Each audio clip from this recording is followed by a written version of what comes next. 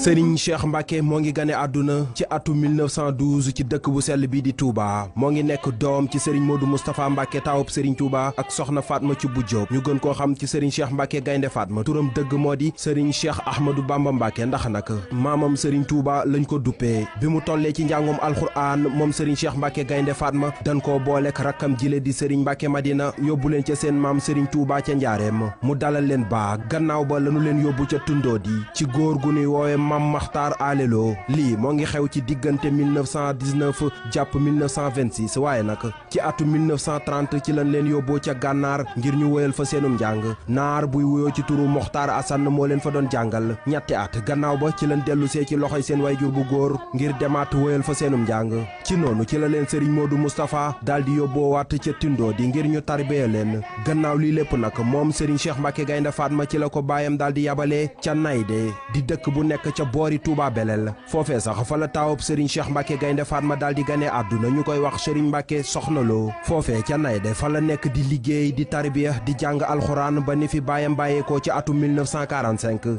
jëmm ji daal di uuf ay rakam taxawu taalibe yi nekkoon nit ku ràññeeku lool ci yoonu murit boole ci ubbeeku lool ci àdduna wërngal këpp Serigne Cheikh Mbacké Gaynde Fatma daanaka fépp ci Afrique dem na fa ci atum 1973 président Houphouët-Boigny recevoir na ko ca Yamoussoukro ci atum 1955 la demoon ca Beyrouth ci atum 1950 itam ci la Serigne Cheikh Mbacké Gaynde Fatma daal di recevoir président Lamine Gueye ca Taïf 1949 itam demoon na ca Beyrouth àndoon nag Lamine Gueye ci atum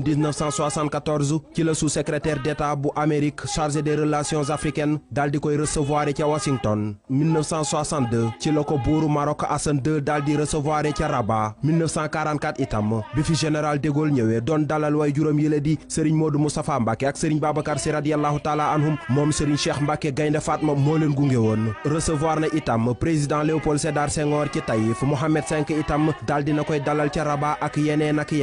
lii lépp nag di tekki ne moom Serigne Cheikh Mbacké Gaynde Fatma dafa ubbeeku woon lool ci déndu Afrique rawatina àdduna wërngal këpp jëflante bu rafet bi mu amoon ci kilifay aada yi nooneet la ko amee woon ci kilifay diine yi nekkoon ci réewum Sénégal Serigne Cheikh Tidiane Sy Al Maktoum xaritam la woon maam Abdou Aziz Sy Dabakh itam wala réem la woon ndax moom la njëkk a àndal dem ziyaare ji Seyduna Muhammad alayhi salaatu wasalaam nooneet la amee woon jëflante bu rafet ak Cheikh al Islam Maam Baye Niass ba ci njabootuk Laayeen ak képp ku nekkoon kilifa diine ci réewum Sénégal wàllum politique itam taxawaay bu rafet la ci Serigne Cheikh Mbacké Gaynde Fatma amoon parti bile di PDS di parti démocratique sénégalais te président Abdoulaye Wade taxawaloon ko Serigne Cheikh Mbacké Gaynde Fatma jëf ju am solo la ca def ba ni parti bi di taxawee Serigne Cheikh Mbacké Gaynde Fatma itam noonee la ràññeeku woon ci liggéey ak bay ba